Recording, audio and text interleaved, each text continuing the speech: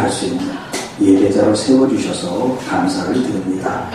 특별히 하나님 이 시간 또 주님의 말씀을 듣는 저희들이 돼서 우리의 심령에 주의 말씀을 담고 그 말씀으로 살아가며 그 말씀의 열매를 맺어 말씀의 영광을 돌리는 우리 모든 교우들이 되게 하여 주옵소서.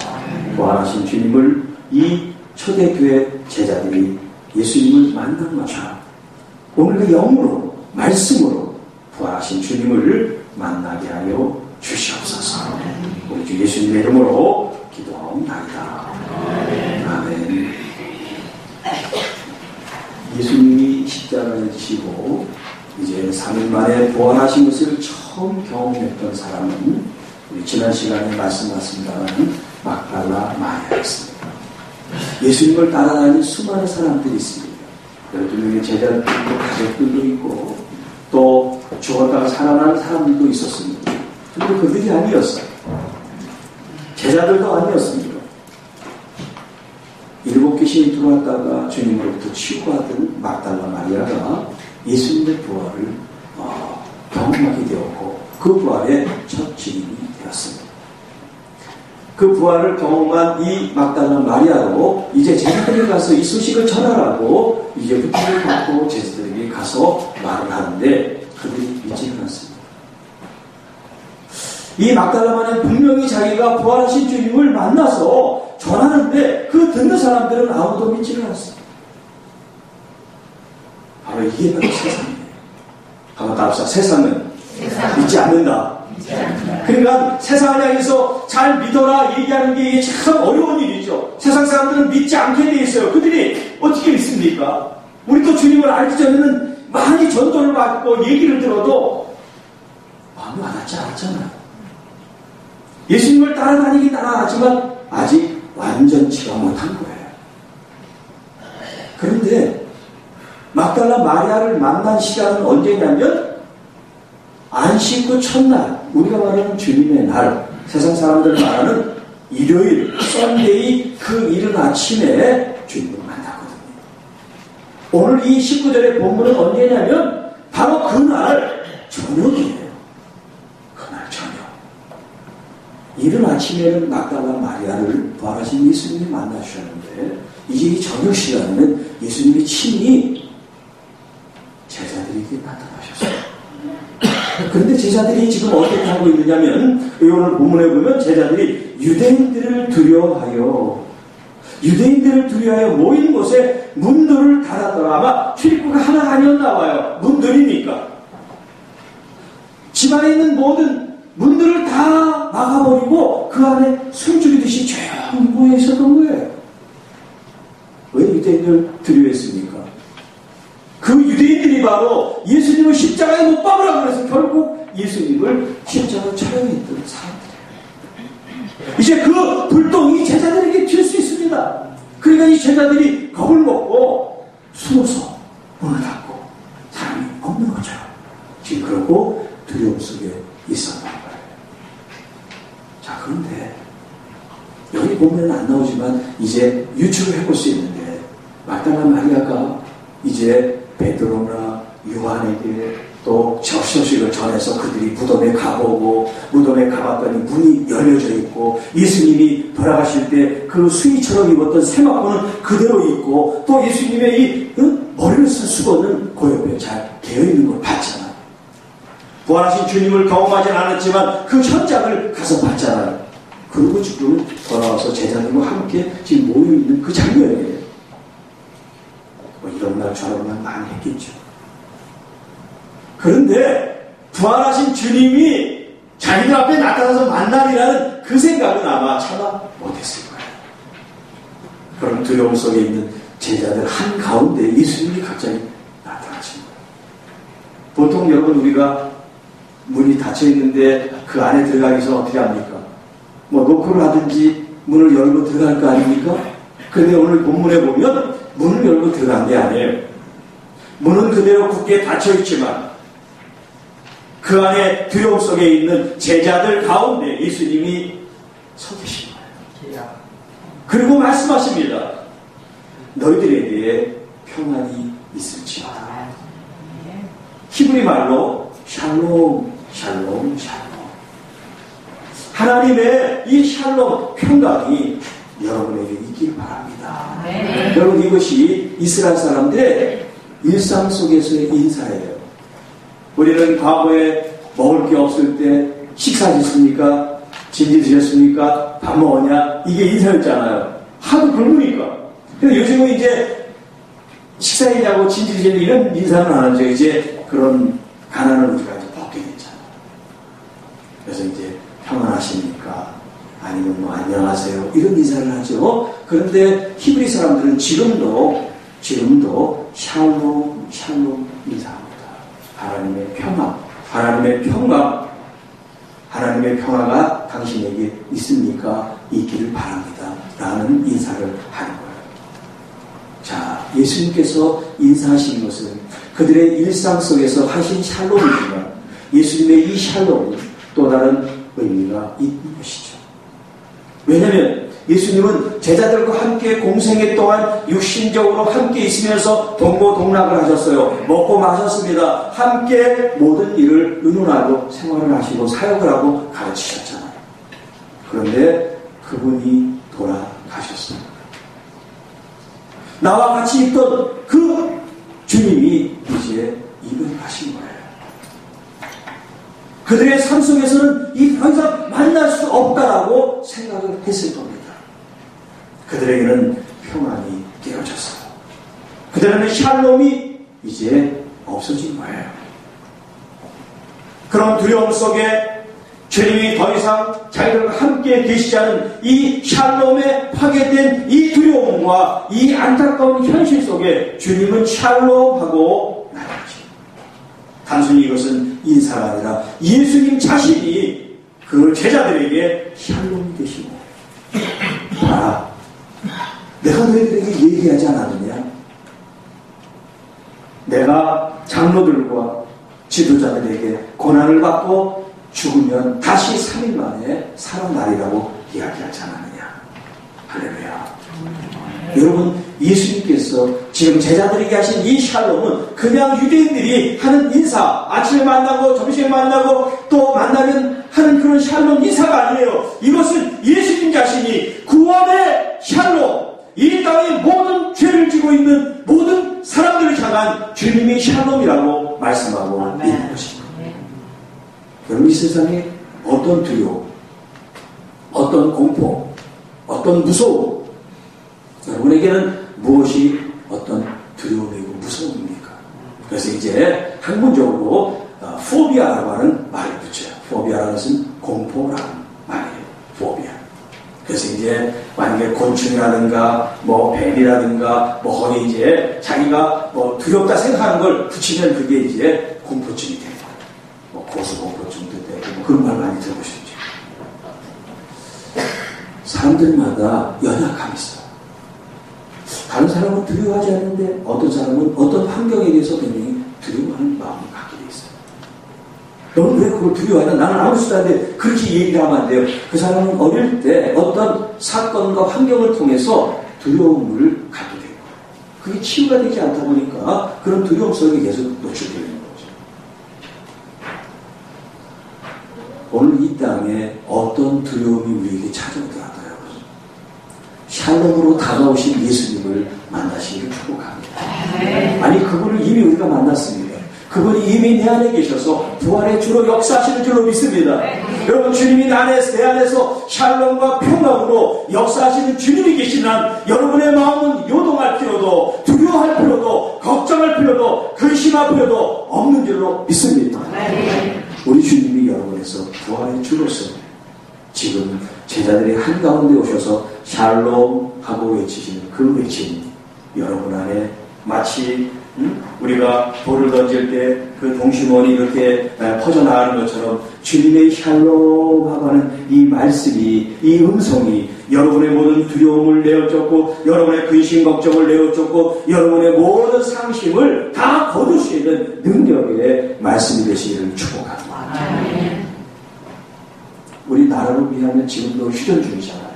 그래서 뭐 지금 이제 남북 정상회담을 통해서 이제 종식을 해라, 종전을 해라, 이제 그런 얘기도 있는데 여러분, 우리가 남북이 통일이 된다 그러면 근심 걱정 없겠어요? 지금 뭐 미국이나 이런 다른 자유로운 나라들, 분단되지 않은 나라는 다 행복합니까? 지금 중동에는 지금도 여전히 미사일 폭격을 해서 사람들이 지금 아이들이 병원이 폭격당해서 죽어가는 사람들이 지금도 현장에 있어요. 그 사람들이 분단돼서 무슨 공산주의에 싸우는 게 아니에요. 미국은 자유로운 나라인데, 그렇게 부유한 나라인데 거기는 그러면 평화가 샬롬이냐? 여러분, 그 총 때문에 얼마나 이 어린 학생들이 학교에서 무자비하게 학살을 당합니까? 그래서 요즘 학교에서, 중고등학교 미국에서는 그걸 대비하기 위해서 안전한 이 세이프존이라는 데를 급실마다 만들어가지고 무슨 생각 그걸 뛰어나가는 거기에 방탄 유리처럼 돼가지고 아무리 총을 갈겨도 끝도 없는 그런 데를 지금 만들고 있대요. 총을 싹 걷어버리면 될 걸 그런 짓을 하고 있다고 생각되죠. 근데 그걸 뭐 없애지 못한다는 거예요. 그렇게 간단한 게 아니니까. 여러분, 이 세상의 평화는 어떻게 보면 영원히 없어요. 사람이 사는 동안 완전한 100% 평화는 이 땅에 없어요. 그러면 어떻게 할까요? 평화로운 데 가서 사는 게 아니에요.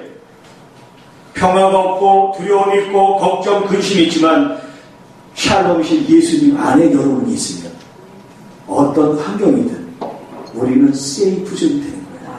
안전장치가 있고 우리 주님이 우리를 보호하신 그런 능력의 역사가 나타날 줄 믿습니다. 혹여 이 땅에 죽더라도 주님을 믿으며 죽는 사람은 영원히 죽지 않는다는 이 소망을 우리가 가지고 살아가기를 축복합니다. 여러분, 주님께서 이제 그들에게 나타나셨어요. 그리고 말씀을 하시면서 손과 옆구리를 보여주셨어요. 제자들에게 봐라. 그리고 옷을 이렇게 거두셨겠죠. 자그지기 그 옆구리. 제자들이 그것을 보고 주님을 기뻐하였다 그랬어요. 여러분, 죽었다가 다시 살아난 분을 봤다면 얼마나 기쁘겠어요. 그 예수님께서 비유를 하셨잖아요. 누가복음에. 자, 100마리 양이 있는데 한 마리를 잃어버렸어요. 그리고 10개의 드라크마가 있는데 하나를 잃어버렸어요. 그리고 두 아들이 있는데 한 아들이 멀리 떠나서 아버지 품에 없어요. 찾고 또 그렇게 거짓골이 돼서 아버지 품으로 돌아오는 그 아들을 향해서 이 목자와 이 여인과 이 아버지가 얼마나 기뻐합니까? 그리고 잔치를 베풀면서 이런 얘기를 합니다. 죽었다가 살아난 내 아들이 다시 돌아왔다. 죽었던 아들이 다시 살아서 돌아왔다는 거예요. 잃어버린 한 마리 양을 찾아서 어깨에 메고서 동시에 춤을 부려서 잔치를. 계산을 하면 맞지야 수지가 맞지 않죠. 그 양말이 얼마라고 사람들 뭐 잔치를 해요. 그 양말이 없었다고 치면 되지. 아니면 그 돈 가지고 양을 몇 마리 더 사든가. 여러분, 성경에서 나온 것은 우리한테 그런 경제 이론과 어떤 이득을 가져가는 그걸 얘기하려고 하는 게 아니라 영혼을 얘기하는 거예요. 영혼을. 하나님 앞에 한 영혼이 얼마나 중요한가, 한 영혼이 하나님 앞에 얼마나 소중한가, 그 잃어버린 영혼들을 다시 찾고자 하는 주님의 마음을 우리에게 가르쳐주기 위해서. 오늘 여러분 마음속에 주님으로 인하여 참 기쁨이 있기를 축복합니다. 그러기 위해서 잃어버린 영혼들이 누군지 그 영혼들을 향하여 주님께로 이끌 수 있는 목자의 마음이 여러분에게 있기를 축복합니다. 예수께서 또 이르시되 너희에게 평강이 있을지어다. 또 샬롬을 선포하세요. 아버지께서 나를 보내신 것 같이 나도 너희를 보내노라. 여러분, 첫 번째 샬롬의 의미는 어떻습니까? 그들이 두려움 속에 있습니다. 그 두려움을 이길 수 있는 샬롬으로 주님이 오셔서 샬롬 하고 말씀하시지만 지금 이 두 번째 샬롬은 또 다른 의미가 있습니다. 같은 단어예요. 그런데 이 샬롬은 또 다른 의미가 있습니다. 그 의미는 무엇이냐면 주님께서 말씀합니다. 아버지께서 나를 보내신 것 같이 나도 너희를 보낸다. 여러분 파송한다. 이제 그런 말씀이죠. 모든 믿는 자들은 주님의 부르심을 받았습니다. 그걸 소명이라고 얘기합니다. 주님의 부르심을 받은 모든 그리스도인들은 또한 주님의 사명, 주님께서 우리에게 부르신 그 목적을 가지고 있다는 것을 여러분이 아셔야 됩니다. 단순히 주님이 우리를 부르셔서 구원받은 것으로 그치지 않습니다. 그건 온전한 것이 아닙니다. 구원받았습니까? 주님 안에서 부름을 받은 여러분들은 이제 다른 사람을 향하여 손 내밀어 그들을 주님께로 이끌 수 있는 그런 파송, 주님의 보내심을 받았다는 것을 여러분이 아셔야 됩니다. 나도 너희를 보내노라. 나도 너희를 보내노라. 여러분, 예수님께서 이 땅에 오실 때 하나님의 아들로 또 완전한 사람으로 오셨는데 이제 당신의 제자들을 이 세상 가운데 보낼 때 뭐라고 말씀하냐면 내가 마치 일이나 늑대 가운데 너희들을 보내는 것과 같아. 그렇게 표현하십니다. 너희들은 뱀처럼 지혜롭고 비둘기처럼 순전하라. 그렇게 말씀하세요. 그러니까 이 세상이 그렇게 만만한 게 아니에요. 예수님께서 이 제자들을 파송할 때 내가 능력과 파워를 다 주니까 그냥 가! 그게 아니에요. 물론 주님께서 주시는 능력으로 하면 모든 일이 가능하겠습니다만 사람인 거로 감정과 우리 어떤 인지와 우리의 지성과 우리의 모든 것들이 사람인 거로 우리 주님께서 말씀하신 겁니다. 평안, 샬롬. 아멘. 너희들이 밖으로 보냄을 받고 너희들이 파송을 받더라도 염려하지 말고 두려워하지 말라. 샬롬. 그렇게 말씀하시는 거예요. 아멘. 그래서 주님께서 우리에게 이미 이 요한복음 14장에 27절 이렇게 말씀하세요. 평안을 너에게 끼치노니 곧 나의 평안을 너에게 주노라. 내가 너에게 주는 것은 세상이 주는 것과 같지 아니하니라. 너희는 마음에 근심하지도 말고 두려워하지도 말라. 그리고 16장 33절에 내가 이것을 이루는 것은 너희로 내 안에서 평안을 누리게 하려 합니다. 세상에서는 너희가 환난을 당하나 담대하라. 내가 세상을 이기는도다. 할렐루야. 세상은 언제나 염려스럽고요, 근심이 있고요, 우리를 잡아먹는 이리와 늑대처럼 달려듭니다. 그러나 주님께서 말씀합니다. 내가 이미 이기는다. 그러니까 우리는요, 우리가 애쓰고 힘써서 막 싸운 게 아니에요. 주님이 싸워 이긴 것을 취한 거예요. 그러나 우리가 가만히 있어서는 취할 수가 없습니다. 앞으로 전진을 가야 돼요. 진노하는 사람마다 하나님 나라를 얻는다고 말씀한 것처럼 이미 주님이 다 이겼으니까 우리는 가만히 있으면 다 그냥 거저먹게 되겠지. 아니에요. 주님은 이기신 것을 여러분이 나가 선포하고 그것을 취할 때 하나님의 역사가 여러분 안에 이루어지게 될 줄로 믿습니다. 마태복음 28장 19, 20절에 말씀합니다. 그러므로 너희는 가서 모든 민족을 제자로 삼아 아버지와 아들과 성령의 이름으로 세례를 베풀고 내가 너에게 분부한 모든 것을 가르쳐 지키게 하라. 볼지어다 내가 세상 끝날까지 너희와 항상 함께 있습니다. 여러분 우리가 나간다는 게 무슨 선교사로만 꼭 무슨 해외에 나가는 게 이게 보냄을 받은 게 아니에요. 오늘 여러분들이 직장 일터로 가시죠? 또 아니면 이 세상에서 어떤 일을 여러분들이 뭐 도모하든 무슨 일을 도모하든 여러분이 교회 밖에 계실 때 바로 주님의 보내심을 받았다라고 여러분이 생각하고 여러분의 말과 행동을 파송받은 선교사와 같은 주님의 제자로서의 그런 언어와 여러분의 마음을 가지고 섬길 때 내가 너희를 파송한다, 내가 너희를 보내노라 하는 그 말씀을 이루어 드리는 것입니다. 그래서 여러분 직장 선교사 뭐 그런 말도 요즘 쓰고 있어요. 일터, 사도 뭐 이런 말도 쓰고 있습니다. 교회에서는 신앙생활을 하는 것이고 여러분 직장은 돈을 버는 것이고 우리는 이제 이렇게 논리가 이미 정해져 있어요. 그런데 여러분 이 세상 일터, 마켓, 여러분 저작거리 아니면 뭐 믿지 않는 사람들과 관계된 그 모든 장소가 여러분이 거룩한 하나님을 모시고 계시면 여러분이 미셔너리 선교사가 되고요. 여러분이 예배자가 되는 거고요. 여러분이 목자가 되는 거고요. 여러분이 사도가 되는 거예요. 그런 마음가짐으로 이 세상을 바라보며 여러분이 사셔야 돼요. 그러니까 여러분들은 보통 사람이 아닌 거예요. 그냥 나나 신앙생활하기 급급해가지고 예배드리기 급급해가지고 그렇게 사는 사람이 돼서는 안 돼요. 여러분 한 사람 한 사람들을 위해서 예수님이 십자가에 돌아가셨어요. 그런 희생과 대가를 지불하고 여러분을 샀어요. 여러분에게 주님의 사랑으로 부르셨어요. 그리고 주님께서 그 다음 말씀합니다.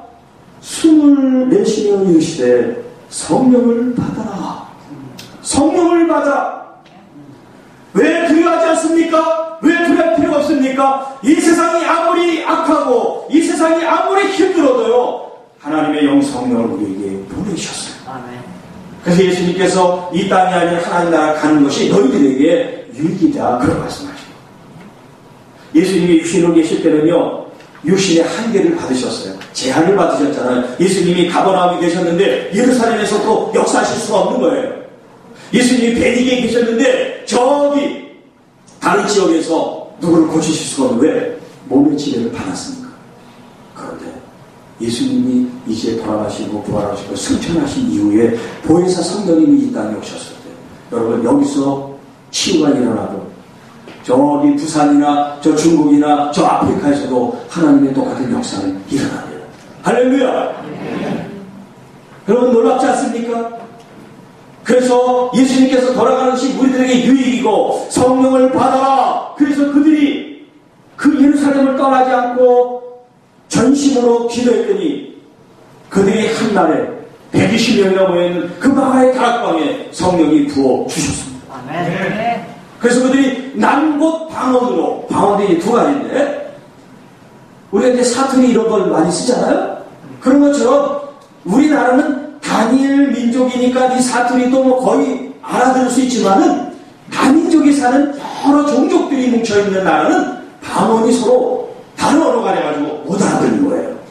난곳 방언을 하는데 무슨 말인지 모르는 거예요. 그 사람만이 아는 거죠. 그 지방 출신만이 저거 우리 동네 언어인데 이렇게 아는 거죠. 그리고 이 땅의 언어가 아닌 하나님과의 영적인 교제라는 방언이죠. 이 땅에서는 없는 방언, 그러니까 말들이 없는. 네. 그런데 그 당시에는요, 난곳 방언이 터진 거예요. 그들의 혀가 막 불에 불꽃 같은 게 혀로 막 사람들 머리 위에 막 성령으로 임하시고요. 지나다니는 사람들이 그때가 낮인데 저 사람들이 낮술을 먹었나 보다 그랬어요. 낮술. 술 먹는 분들은 아시죠? 어떻게 합니까? 술 먹으면 해롱해롱 해가지고 갈팡질팡 오락가락 하죠. 정신이 없으니까 막 그 사람들이 안에서 막 120명이 막 취해가지고 막 그런다고 생각해 보세요. 세상 술을 취한 게 아니라 성령으로 취한 거예요. 성령으로 취하니까 이 베드로가요, 계집종이 예수님을 알죠. 그래서 막 부인하고 도망쳤잖아요. 그런데 이제 사내들이라는 그 70명이 있는 이 이스라엘의 가장 무서운 권위 있는 최고의 의교기관에 가서 말씀 선포합니다. 그랬더니 그 안에 있는 사람들이 다 놀란 거예요. 저 사람이 우리처럼 학식 있는 사람이에요? 저 사람이 가방끈이 긴 사람이에요? 그 마음이 얼마나 청산유수에 지혜롭게 말을 하는지 사람들이 깜빡해요. 그는 어부가 아니에요. 성령으로 붙잡힌 이후에 사람을 낳는 어부가 되었습니다. 예수 그리스도를 증거하고 선포하고 죽으면 죽으리라. 예수님을 알지요? 당연히 같이 따라다니는 사람입니까? 아니, 나는 몰라. 내가 저주를 받지. 나 그 안에 저주를 받아. 그런데 이제는 죽으려면 죽여봐! 나 예수 때문에 죽어도 좋아! 그런 사람이 됐어요.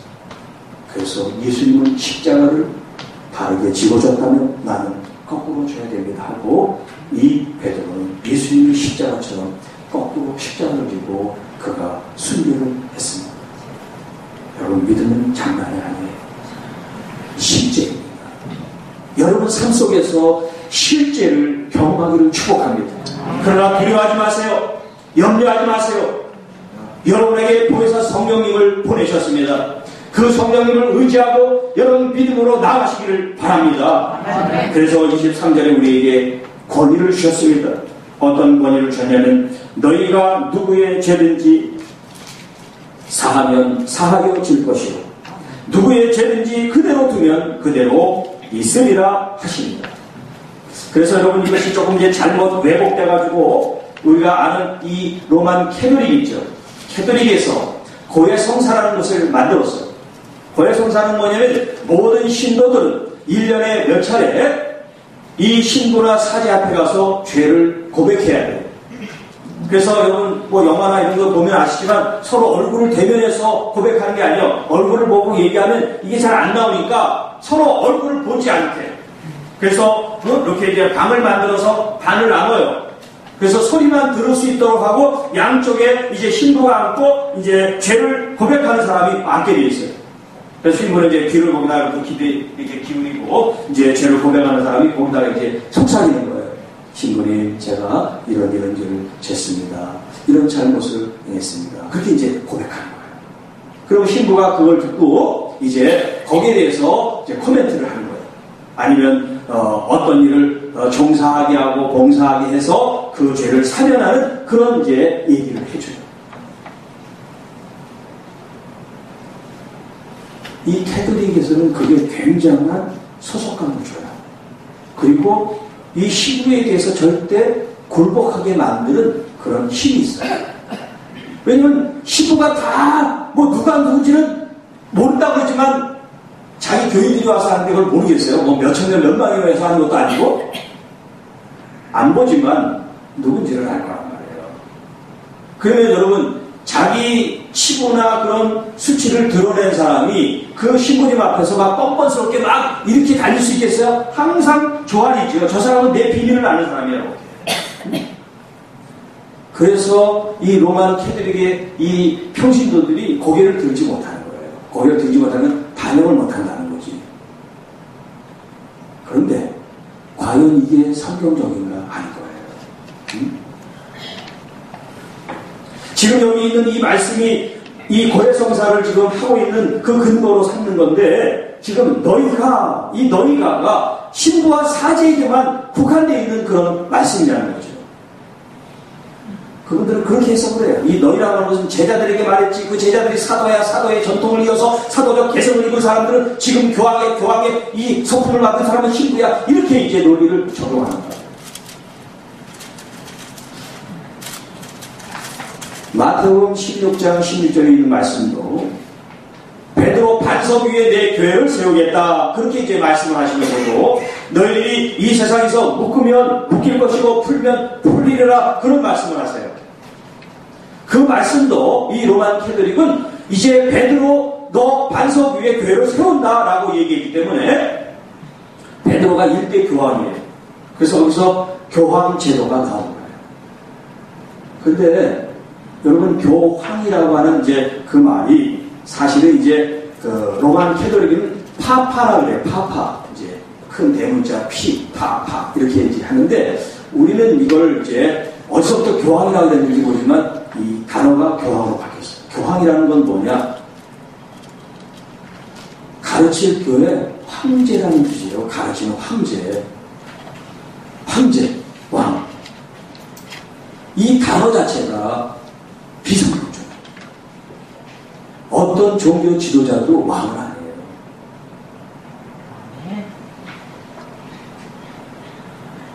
우리는 왕이 아니라 섬기는 사람이에요. 더 낮아지는 사람들이 하나님의 그런 위임을 받은 사람들인데 우리는 이것을 거꾸로 생각을 해요. 내가 위임받을 하나도 높고 또 뭐가 잘못돼서 더 높은 걸로 우리는 생각을 하는 거예요. 이거는 하나님의 말씀과 전혀 다른 거예요.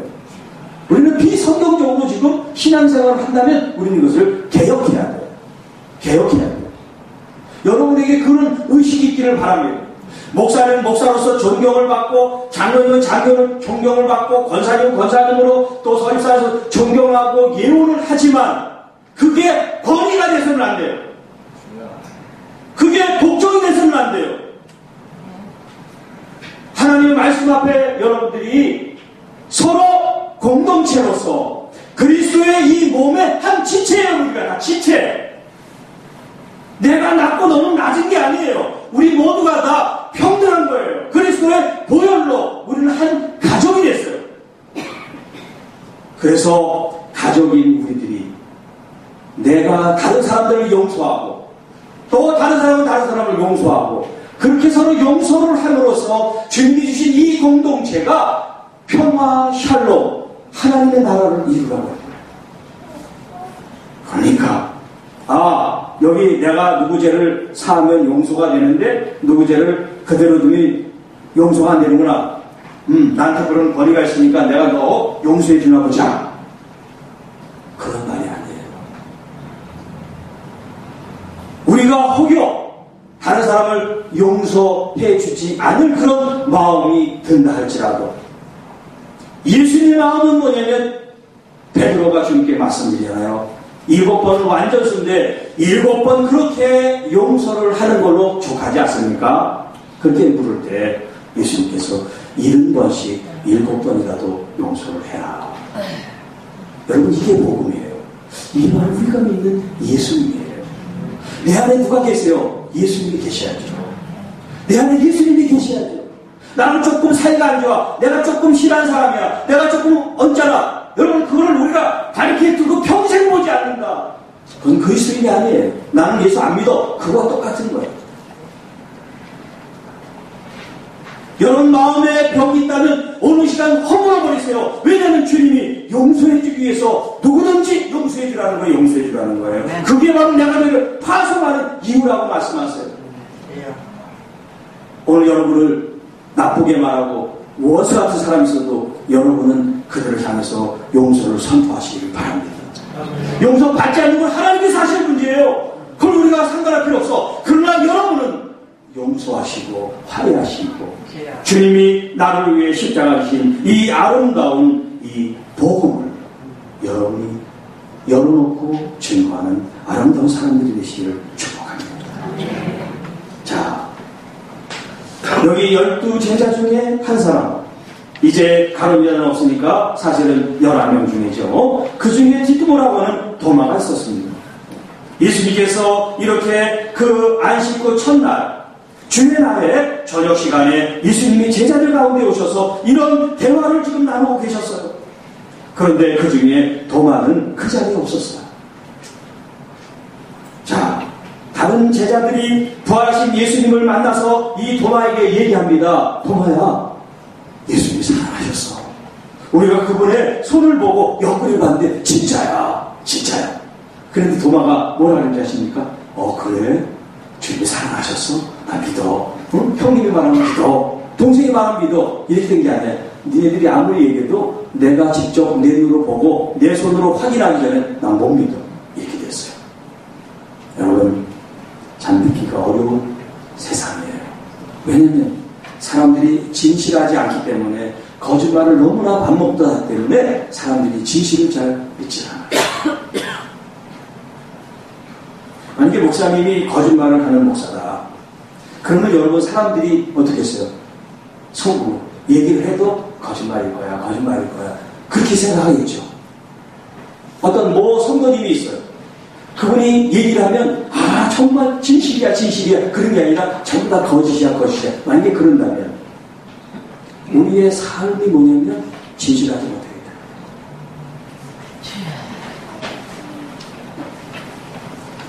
여기 도마가 지금 부활 그 제자들이 얘기를 하는 걸 믿지 않는 거예요.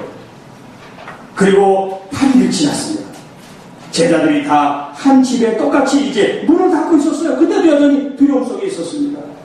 그때 예수님이 가운데 서서 말씀하세요. 세 번째, 너희에게 평강이 있을지어다. 그러면서 주님께서 도마에게 말씀하십니다. 도마야, 내 손가락을 이리 내밀어 내 손을 만져보고 내 손을 내 옆구리에 집어넣어봐라. 그리하여 믿음 없는 자가 되지 말고 믿는 자가 되어라. 여러분, 도마가 지금 이런 의심을 품고 얘기를 할 때 그 현장에 예수님은 안 계셨어요. 그런데 도마가 예수님을 못 봤죠. 그런데 예수님께서는 8일 만에 나타나셔서 다시 이제 도마가 궁금하고 도마가 의심한 것을 풀어주기 위해서 말씀합니다. 내 손을 만져보고 내 옆구리에 손을 넣어봐라. 자기 눈으로 지근거리에서 주님을 배웠고 나서 도마가 이렇게 고백하죠. 나의 주, 나의 하나님. 의심했던 이 도마가 비록 보고서야 예수님이 나의 주님이라고 고백하고 나의 하나님으로 고백하고 있습니다. 여러분, 여기 주님이라고 하는 이 말은 헬라어로 아도나이라고 하는 말이에요. 아도나이. 그러니까 로드 퀴리오스라고 하는 말인데, 이 아도나이라고 하는 말이 이제 히브리 말로 주님이라는 뜻이에요. 주님. 이스라엘 사람들에게는, 여러분 이제 구약 성경을 보면 거기 하나님이 이제 말씀하셨다는 것도 나오고 여호와라는 그런 단어도 나오죠.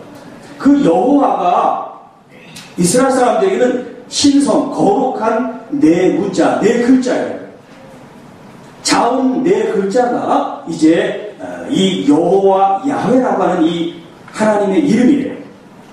모세가 하나님부터 이스라엘 백성들을 이제 인도하는 사명을 받았을 때 모세가 하나님께 여쭤봅니다. 사람들이 네가 만난 하나님이 누구시냐라고 얘기하면 제가 하나님을 뭐라고 소개를 할까요? 그랬더니 나는 스스로 있는 자다.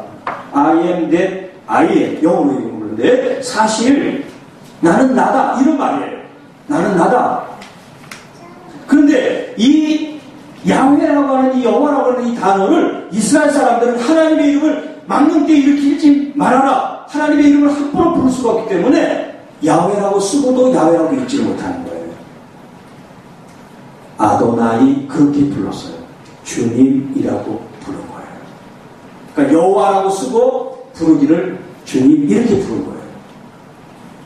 바로 여기 지금 이 도마가 고백한 이 주님이라고 하는 것은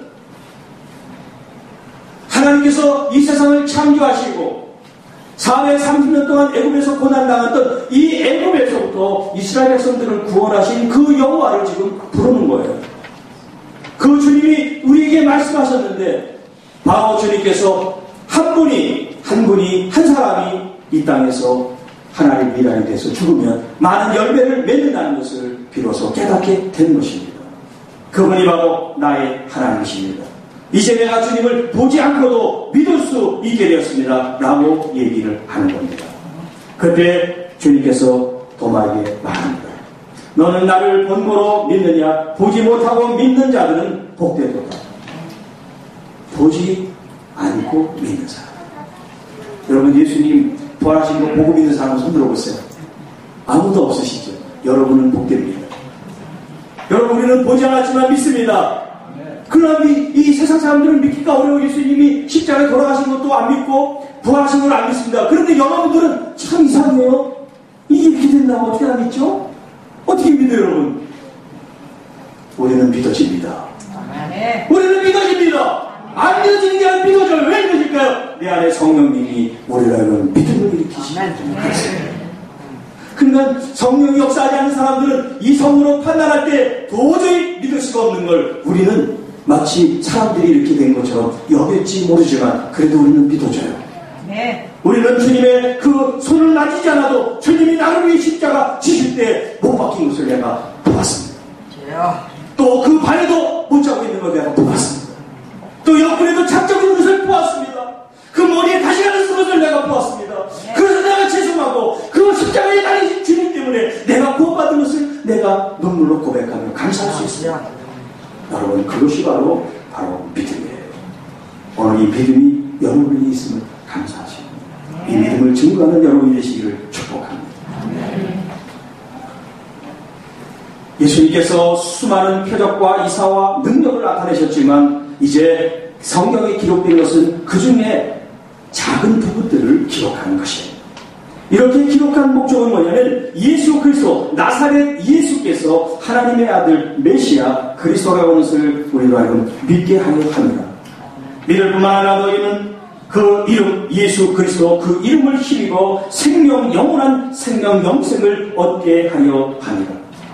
오늘 예수님이 이 땅에 오신 것은 우리가 단순히 구원받는 것이 아니에요. 구원받구나 우리의 생명이 영원하다는 것을 우리에게 말씀하고 계십니다.